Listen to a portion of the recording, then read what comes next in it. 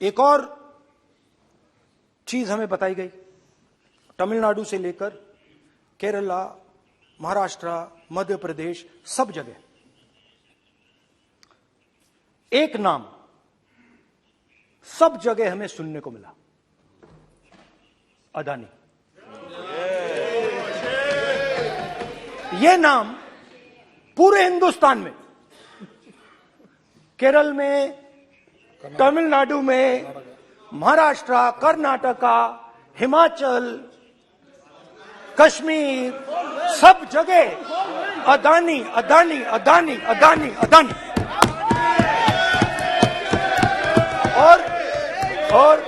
और ये नाम नहीं, और इस नाम के बारे में जब लोग बोलते थे मुझसे तो 2-3 सवाल पूछते थे। ये पूछते थे कि ये जो अदानी जी हैं, ये किसी भी बिजनेस में घुस जाता है, ये सफलता प्राप्त कर जाता है, ये कभी फेल नहीं होता। और युवाओं ने मुझसे यह सवाल पूछा कि भाई ये हो क्या रहा है, हम भी सीखना चाहते हैं।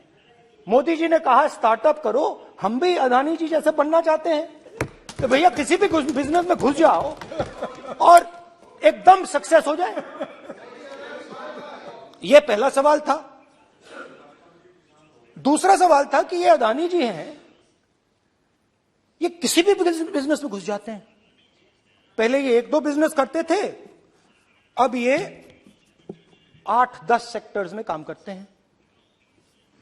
Airports, data centres, cement, solar energy, wind energy, aerospace and defence, consumer finance, renewables, media, ports की बात भी थी।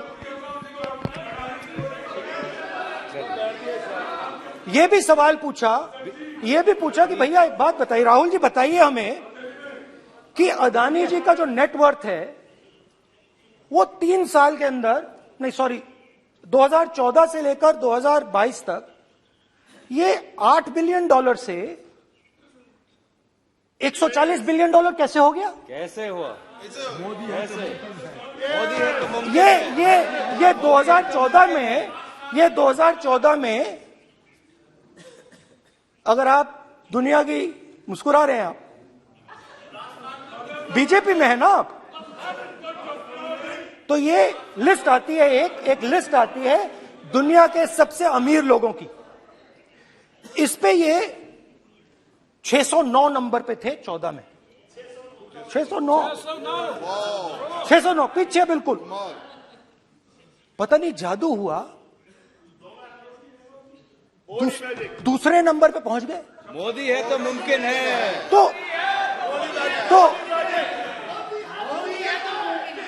तो मुझसे पूछा यार, बहुत सारे लोगों ने पूछा कि भैया राहुल जी बताइए, हिमाचल में सेब की बात होती है अदानी जी, कश्मीर में सेब की बात होती है अदानी जी, पोर्ट्स की बात होती है अदानी जी, एयरपोर्ट्स की बात होती है अदानी जी, इंफ्रास्ट्रक्चर, अच्छा हम सड़क पे चल रहे हैं, मैं पूछूं किसने बनाई? अदानी जी। तो लोगों ने यह भी पूछा कि राहुल जी ये जो अदानी जी जो हैं, इनकी सफलता कैसे हुई,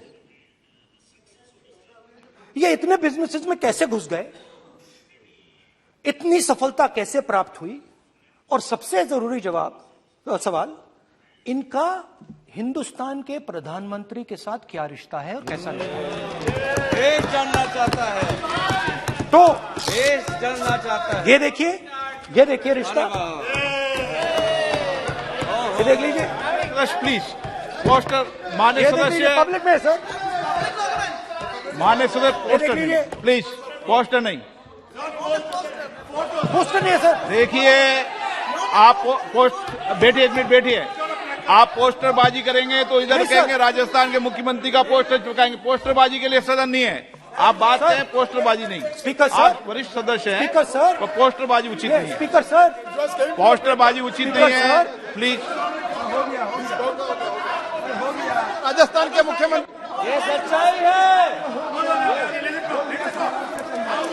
इस picture was came into media. चलिए पोस्टर नहीं, प्लीज। नहीं स्पीकर सर, वो फोटो है सर, वो पोस्टर नहीं है। आप वरिष्ठ सदस्य हैं। प्राइम मिनिस्टर की पोस्टर और फोटो है फोटो सर, उसमें नियम में बहुत नहीं है। उनका अच्छा चेहरा सदन ने दिख रहा नियम है। बनाया है। उनके वहां पे उनके पीछे अदानी का लोगो है, अदानी जी के हवाई जहाज में घुस रहे हैं।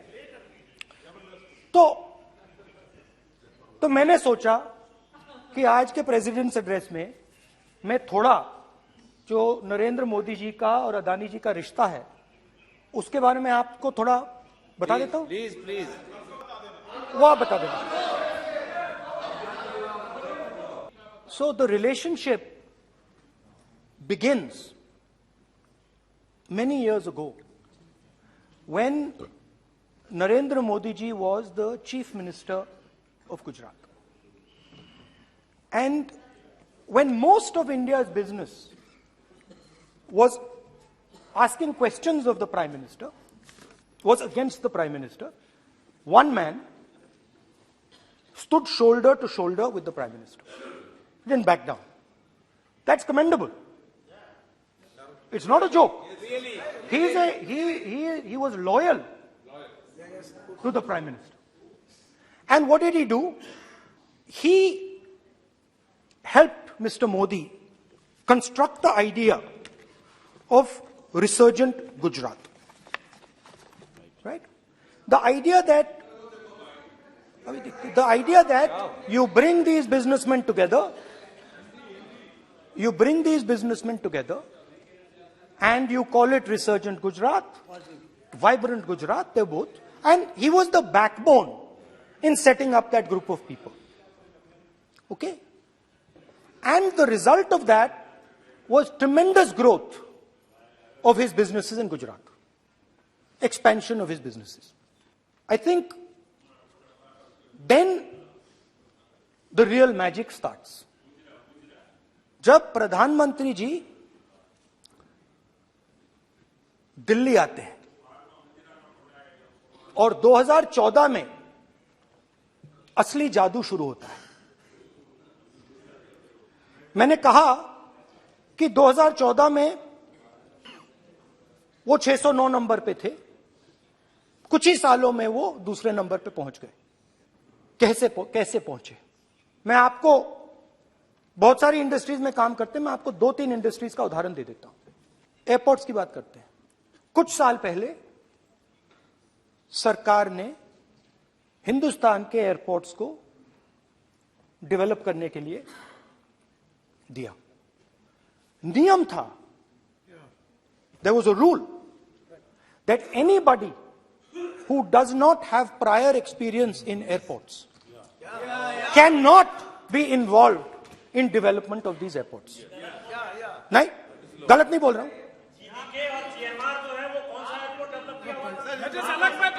आप बैठ जाइए।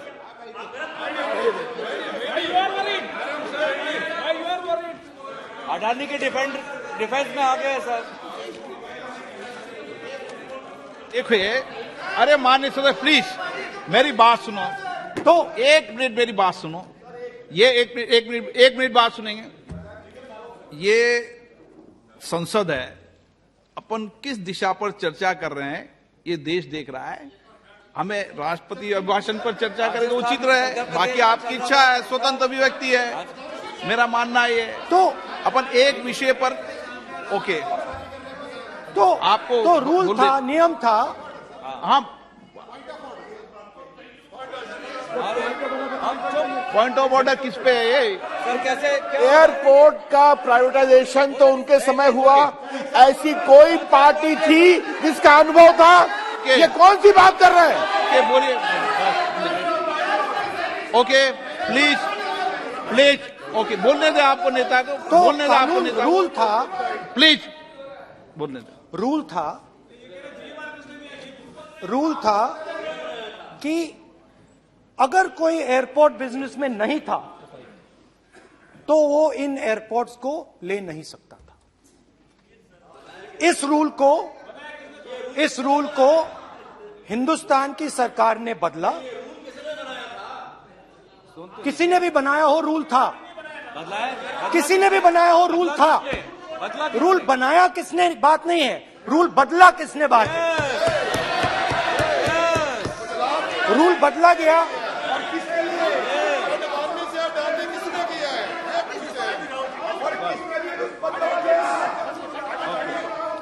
रूल बदला गया।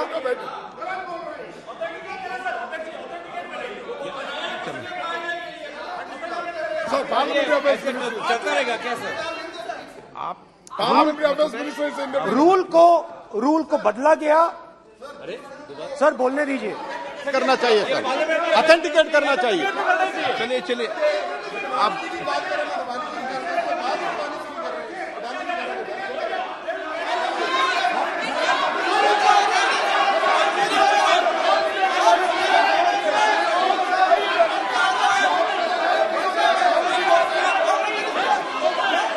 रूल बदला गया सर, स्पीकर सर।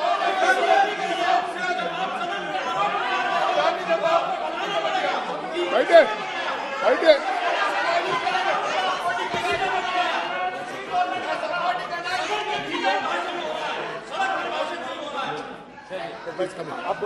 तो ये रूल बदला गया। उस समय मीडिया में इसके बारे में चर्चा हुई थी। रूल बदला गया और अदानी जी को 6 एयरपोर्ट्स दिए गए। उसके बाद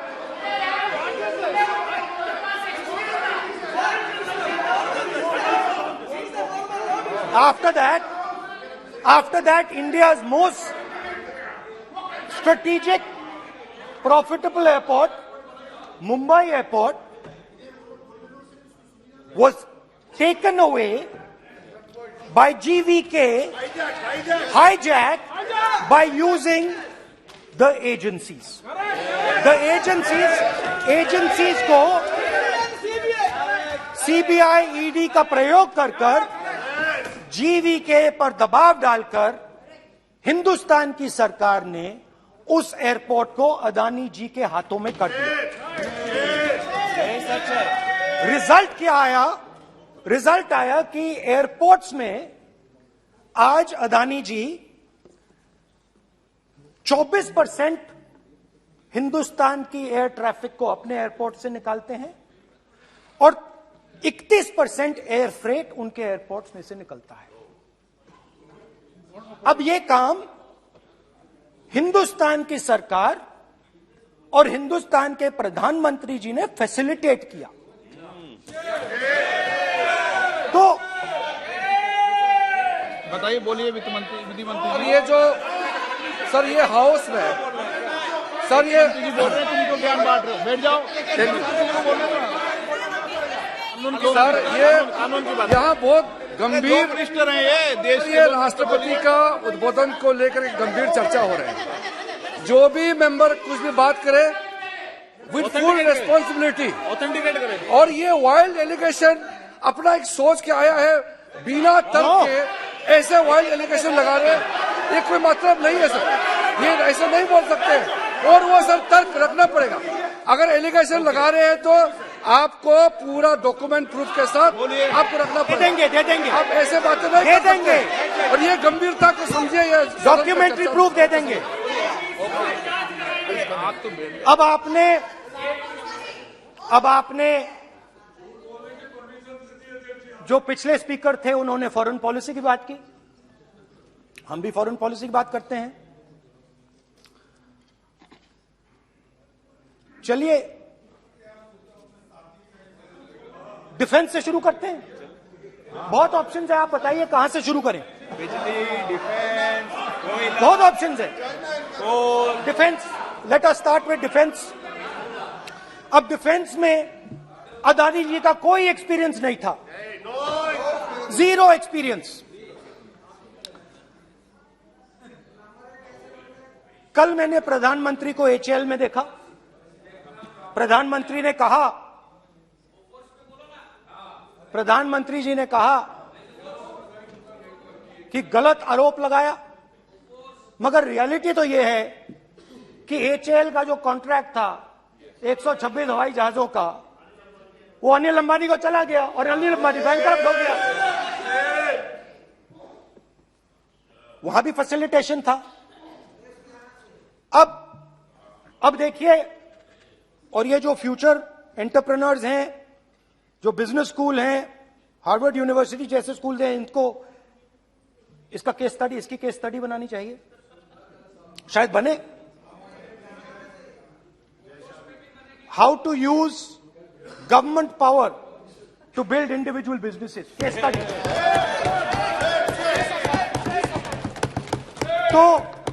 तो अब देखिए, अदानी जी की डिफेंस में इंटरेस्ट देखिए।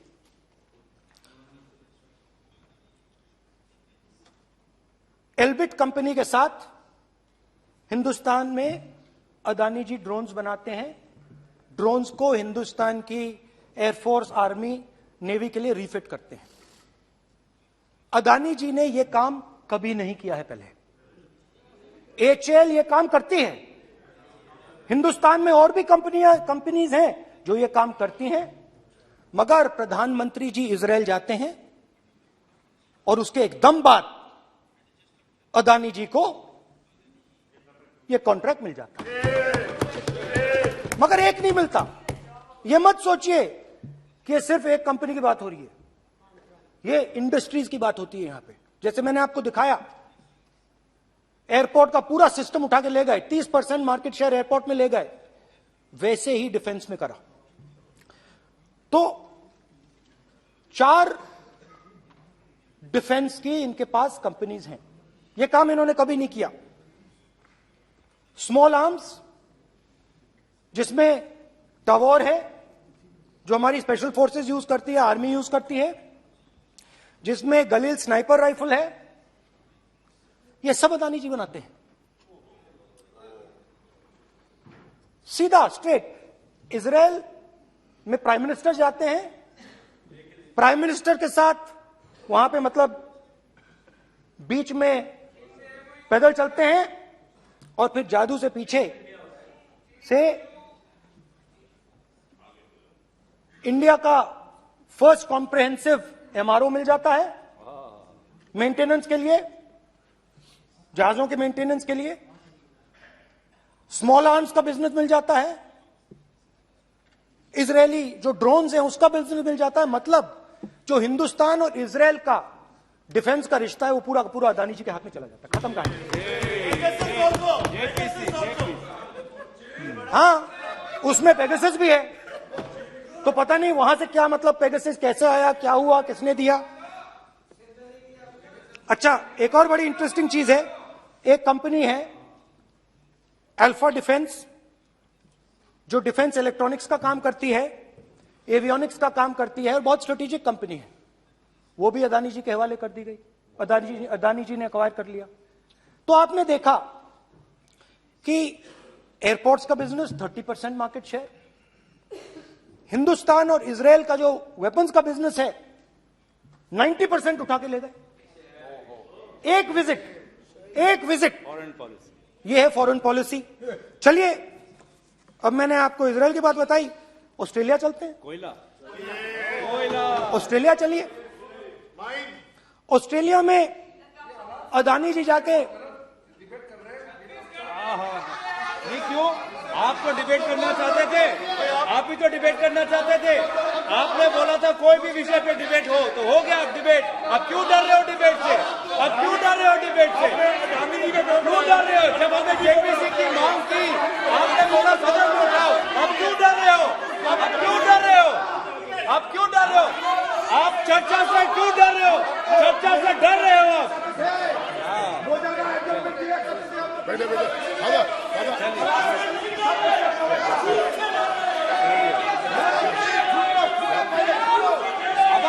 अब सुनना पड़ेगा, अब सुनना पड़ेगा, अब सुनना पड़ेगा। ऑस्ट्रेलिया जाते हैं, प्रधानमंत्री ऑस्ट्रेलिया जाते हैं।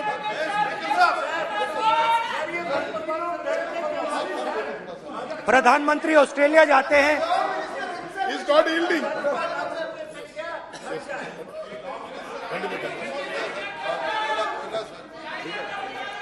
ऑस्ट्रेलिया जाते हैं। कैब नंबर बताएं। 369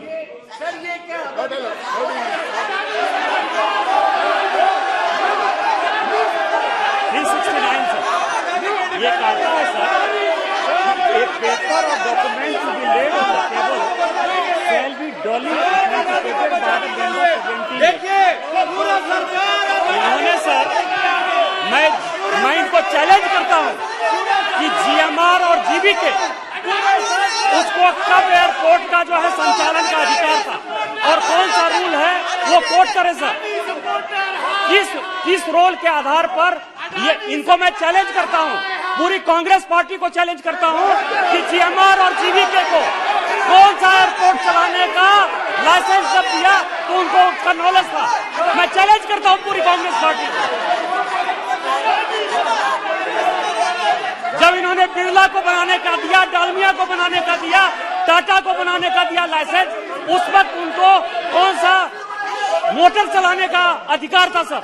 ये गलत बयानी कर रहे हैं। मेरा ये कहना है कि आप एलिगेशन प्रधानमंत्री के ऊपर लगा रहे हैं, आप पेपर दीजिए और कौन सा रूल भारत सरकार ने चेंज किया एयरपोर्ट में अडानी के लिए वो ऑथेंटिकेट कीजिए, नहीं तो इस तरह की बात नहीं कर सकते हैं।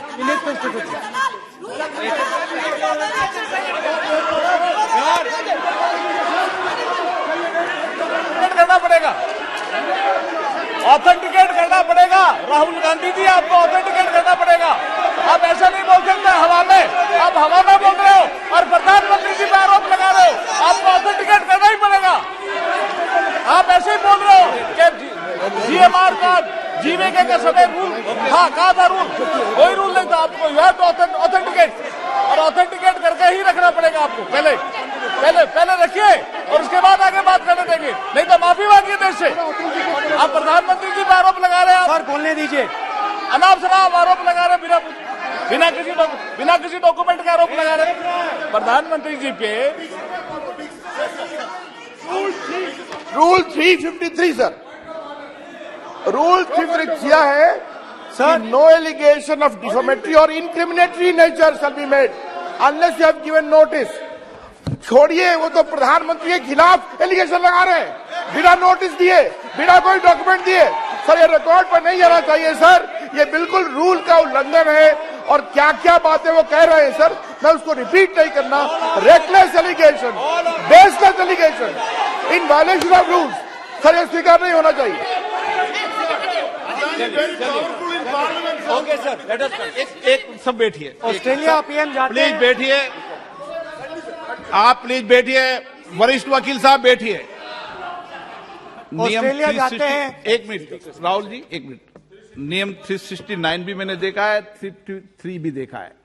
मेरा आग्रह है, सदन भारत की संसद है, हम एक ही विषय पर सारी राष्ट्रपति की चर्चा लगाए, ये उचित है क्या? फिर आपको बोलना बोले नहीं स्पीकर नो, साहब, गलत तरीका है राहुल गांधी जी, आप बोल नहीं, गलत तरीका है। क्या देश को संदेश देना चाहते हैं आप? क्या संदेश देना चाहते हैं देश को? चलिए राहुल गांधी जी। ऑस्ट्रेलिया में प्रधानमंत्री जाते हैं। आप बोलिए सर, स्पीकर सर, प्रधानमंत्री जी ऑस्ट्रेलिया जाते हैं और जादू से State Bank of India $1 billion loan Adani ji को ऑफर कर दिया। सर इसका भी डॉक्यूमेंट जरूरी है क्या, बताओ। मोदी जी, आपका सरकार की पास है। अधीर प्लीज।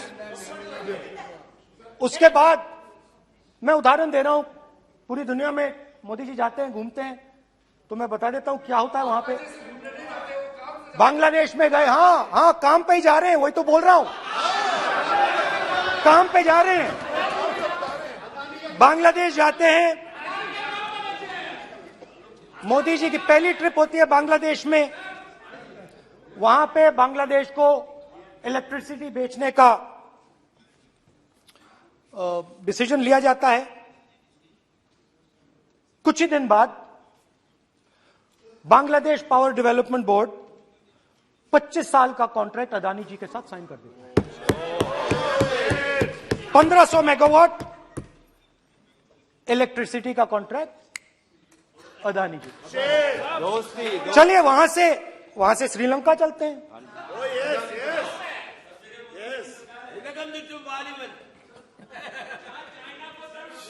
जून 2022 में chairman of Sri Lanka Ceylon electricity board MMC Fernando informed a parliamentary committee in Sri Lanka in open hearing that he was told by President Rajapaksa that PM Modi pressured him to give the wind power project directly to Mr. Adani.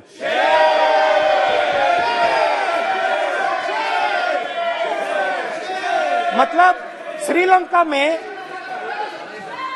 Sri Lanka electricity board के chairman कहते हैं कि उन्होंने राजापाक्सा जी ने कहा कि हिंदुस्तान के प्रधानमंत्री ने उनको कहा है कि ये विंड पावर का प्रोजेक्ट है, ये अदानी जी को देना है। तो ये रही आपकी फॉरेन पॉलिसी। ये हिंदुस्तान की फॉरेन पॉलिसी नहीं है, ये अदानी जी की फॉरेन पॉलिसी है, उनके बिजनेसेस बनाने की फॉरेन पॉलिसी है। अब यात्रा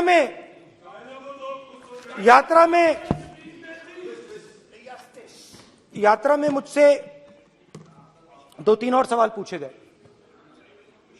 यात्रा में लोगों ने मुझसे पूछा, राहुल जी ये जो LIC कंपनी है इसका पैसा अदानी जी की मदद करने के लिए क्यों डाला जा रहा है? उन्होंने यह भी पूछा कि अदानी जी के जो शेयर्स हैं बड़े वोलेटाइल हैं, उसमें LIC का पैसा क्यों डाला जा रहा है? मेरा कहना है कि अदानी जी की मदद प्रधानमंत्री जी और हिंदुस्तान की सरकार कैसे करती है। हजारों करोड़ रुपए हिंदुस्तान के public sector banks Adani ji को मिलता है। 27,000 करोड़ रुपए SBI, PNB 7,000 crore, bank of Baroda 5,500 crore, ये मैं लिस्ट चलती जाएगी। LIC का एक्सपोजर 36,000 करोड़ रुपए, 3 crore SBI and other PSU bank holders. Money is going to Mr. Adani and to finance.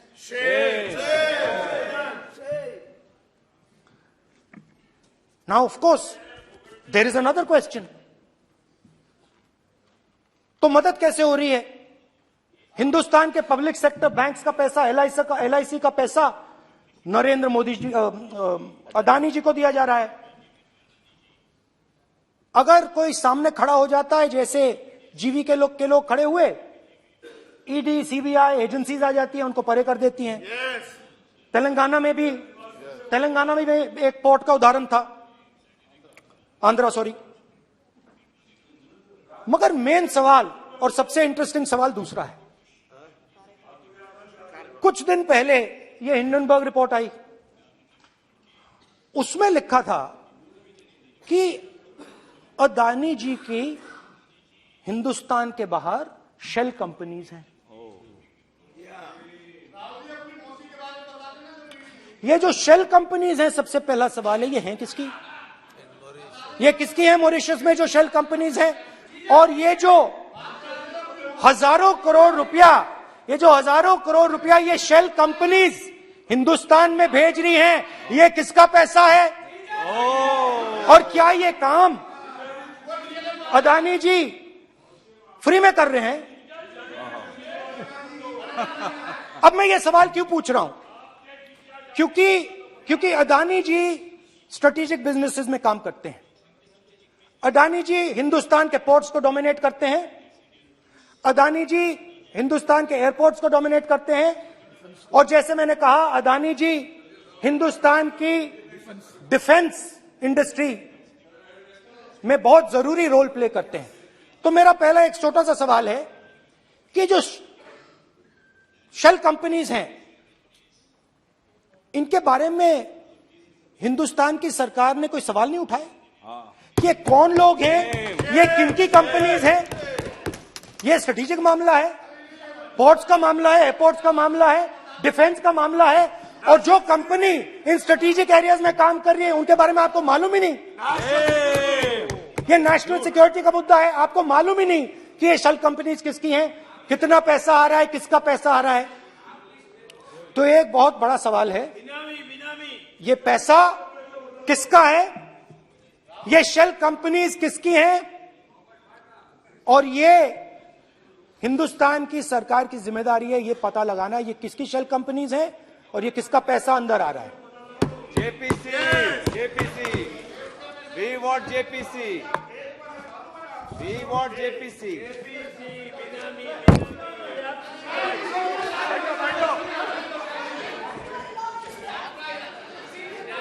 अच्छा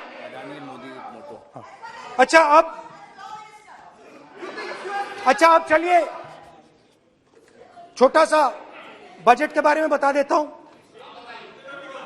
2022 में अदानी जी अनाउंस करते हैं कि वो $50 बिलियन इन्वेस्ट करेंगे to build the world's largest green hydrogen ecosystem.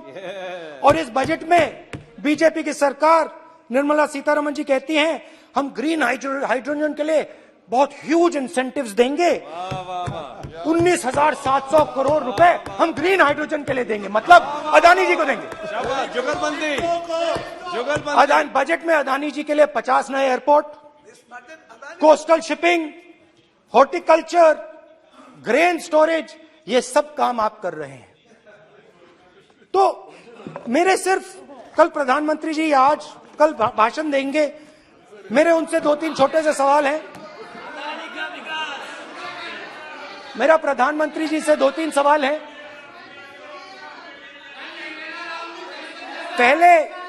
पहले अदानी जी के हवाई जहाज में मोदी जी जाते थे, अब मोदी जी के हवाई जहाज में अदानी जी जाते हैं। पहले लोकल मामला था, फिर नेशनल मामला हो गया, उसके बाद इंटरनेशनल मामला हो गया। अदानी जी के लिए बोरिस जॉनसन का बेटा काम करता है, आपको पता नहीं मालूम है या नहीं मालूम? भाई सॉरी, नहीं बेटा भी, भाई काम करता है। तो ये मामला पहले गुजरात का मामला था, फिर ये हिंदुस्तान का मामला हुआ, अब ये इंटरनेशनल मामला हो गया है। तो मेरा सवाल प्रधानमंत्री जी से, और सिंपल सवाल है, प्रधानमंत्री जी आपकी फॉरेन ट्रिप्स पे अदानी जी और आप कितनी बार एक साथ गए? Adani ji, how many times did you travel together with Adani ji? How many times did Adani ji join you later on a visit? How many times did Adani ji travel to a country immediately after you did? And in how many of these countries after you visited did Adani ji get a contract? Also an important question, जरूरी सवाल, अदानी जी ने BJP को पिछले 20 साल में कितने पैसे दिए हैं?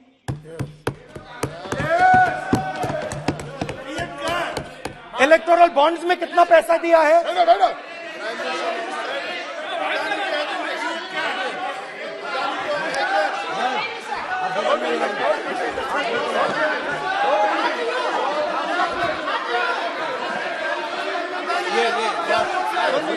And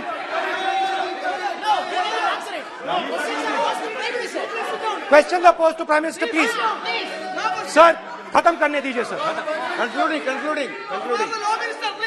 Sir, concluding. और बहुत सुंदर तरीके से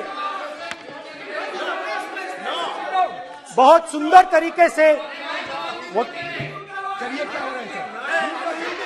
और मैं सिर्फ इतना कहना चाहता हूं, राहुल जी अभी आप सीनियर एमपी हो गए हैं, आप एक सीनियर एमपी हो चुके हैं। हम लोग एक्सपेक्ट करते हैं कि इस सदन का सदस्य होने के नाते जो भी बातें आप करेंगे गंभीरता से आप बात करेंगे। बाहर आप जो भी भाषण देते हैं हम लोग उसको रोक नहीं सकते। इस सदन के अंदर में जो भी बात कही जाती है पूरा गंभीरता के साथ, प्रमाण के साथ कहे जाना चाहिए, ये परंपरा है। और राहुल जी ने कहा कि प्रधानमंत्री विदेश घूमने जाते हैं। तो मैंने आज वो जो युवाओं ने मुझसे सवाल पूछा था कि अदानी जी की इतनी बिजनेस एक्यूमेंट कहां से आई, इतने अलग अलग सेक्टर्स में अदानी जी ने कैसे सक्सेस प्राप्त की, अदानी जी के बारे में पूरी दुनिया को स्टडी करनी चाहिए, हार्वर्ड यूनिवर्सिटी को स्टडी करनी चाहिए कि पॉलिटिक्स के बीच में और बिजनेस के बीच में कैसा रिश्ता होता है। India is a case study and prime minister Narendra Modi should be given a gold medal in this.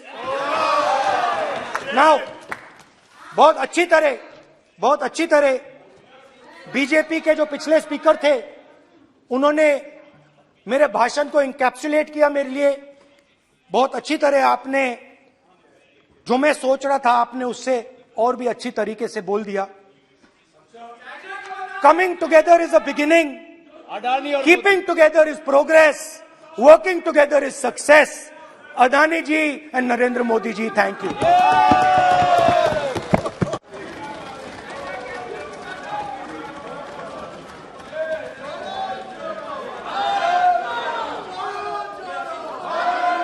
Bharat जुड़ा हुआ है, चिंता मत करो।